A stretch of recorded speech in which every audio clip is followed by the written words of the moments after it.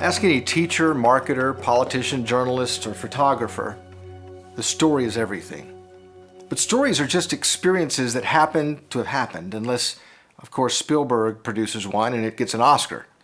But when you collect stories over time, something amazing happens.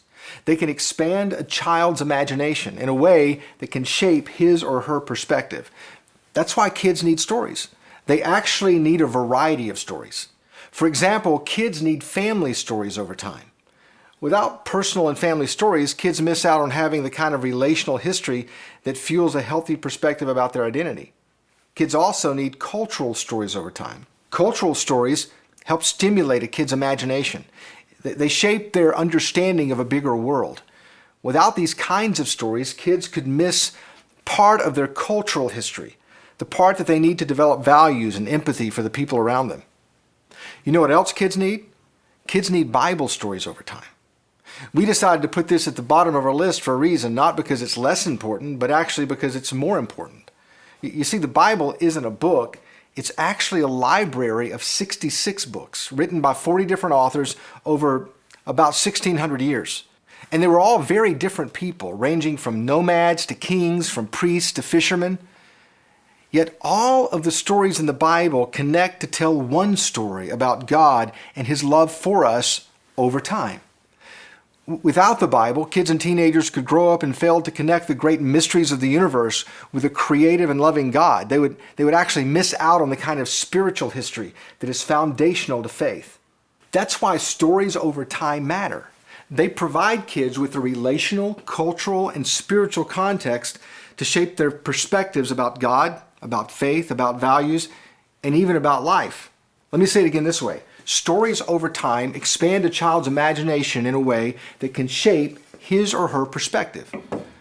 So what does that have to do with you? I mean, if you're a leader and a parent, basically we want you to understand that your role is to reimagine yourself as a story collector or a storyteller. You are producers, librarians, maybe even photojournalists. You should always be looking, for the sake of kids and teenagers, for the next story. That's the way you'll help kids have a richer history. By the way, stories are just another one of God's brilliant ideas. If God created time as a platform to prove He loves us unconditionally, then maybe He designed stories so that collectively over time they could give us a deeper perspective about His universal principles and truths.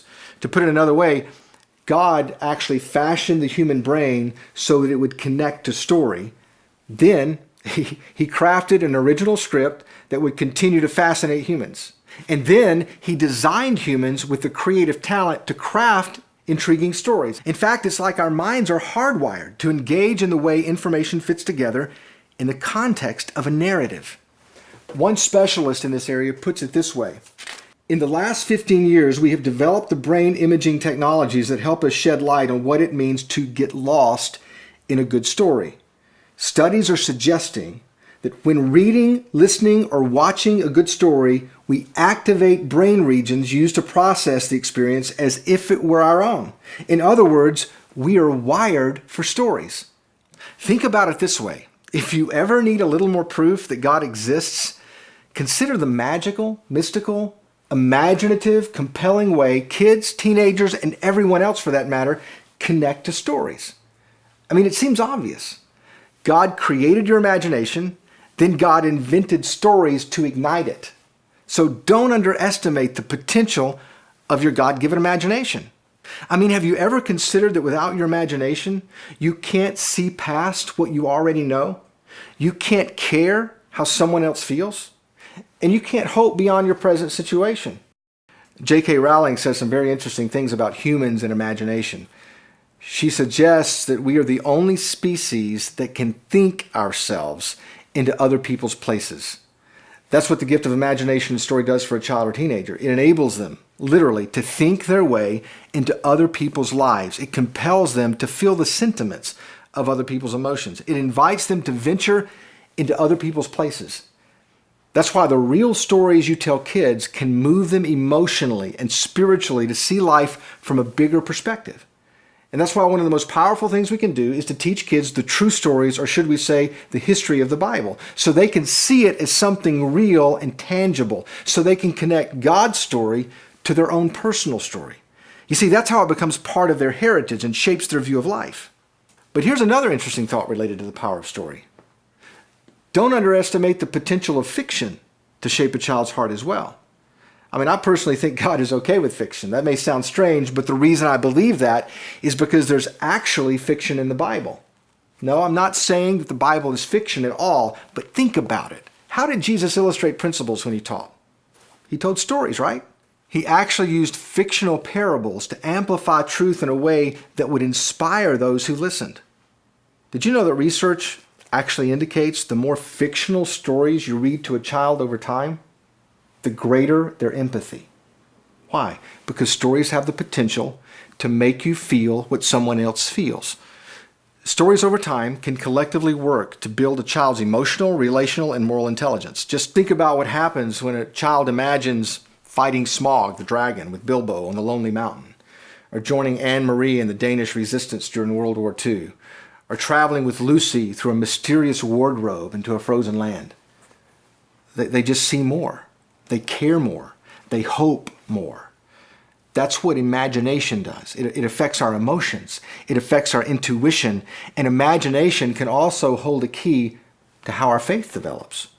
Have you ever considered that maybe God gave us our imaginations so that we could imagine things about Him that we have never seen or cannot see? This is so important. This is why you should foster the imagination within a child. It helps them see beyond themselves. It helps them embrace complex truths. It helps them envision realities related to the ancient stories of faith. You need to encourage a child's imagination if you ever want them to be able to imagine the power of what happened when God created the world, or to imagine the voice of God to Moses from a burning bush, or to imagine the miracles that Jesus performed as he traveled through the ancient cities, or to imagine the majesty of a heavenly dwelling place. You see, don't miss this. God gave us an imagination so we could imagine the unimaginable. And stories are the spark that ignite our creative senses and emotions. Stories move us, and stories have the potential to stretch our perspectives about a very big God. By the way, this is the reason that Jesus was such a master at spinning parables to teach people about the character of God.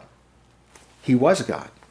So you can imagine the creator of the cerebrum, the very one who fashioned your imagination to connect to story, crafting a story to actually tell you. I mean, I know that kind of gives him an advantage over the average storyteller, but maybe that's why his stories were so timeless and so powerful and so life-changing. Jesus appealed to the imagination and invited us into the action.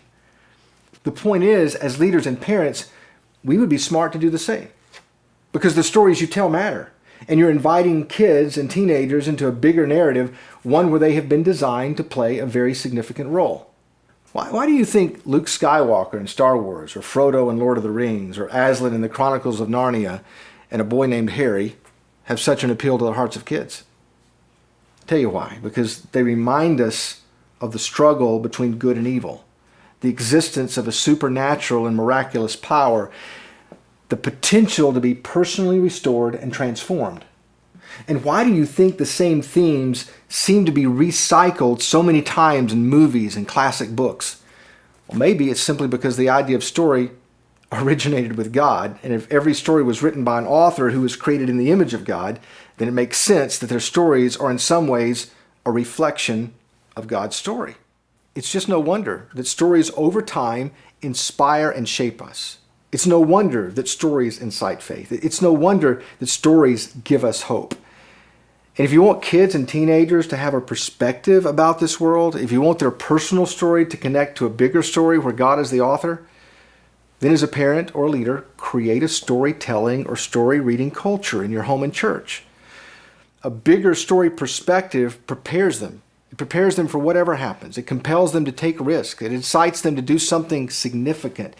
And a bigger story perspective moves them to keep believing that good will ultimately win. That's why everybody loves a good story. You latch on to someone who's going against the odds. You identify with their struggle to push through. Did you know the script for Harry Potter was written during J.K. Rowling's darkest hour? Here's how she describes the time in her life. An exceptionally short-lived marriage had imploded and I was jobless, a lone parent, and as poor as it is possible to be in modern Britain without being homeless. I was the biggest failure I knew. I was set free because my greatest fear had been realized, and I was still alive, and I still had a daughter whom I adored, and I had an old typewriter and a big idea. And so rock bottom became the solid foundation on which I rebuilt my life. So Rowling captured the imagination of a generation with a story. The story of a boy named Harry, an unusual boy marked for a specific destiny from birth. As he discovered his true identity and embraced his purpose, he grew in wisdom and strength. His closest friends followed him everywhere, facing grave opposition, but they could not always understand what he understood. They could not follow him into the very final battle against an evil enemy where he entered into death itself and defeated it. Sounds familiar, doesn't it?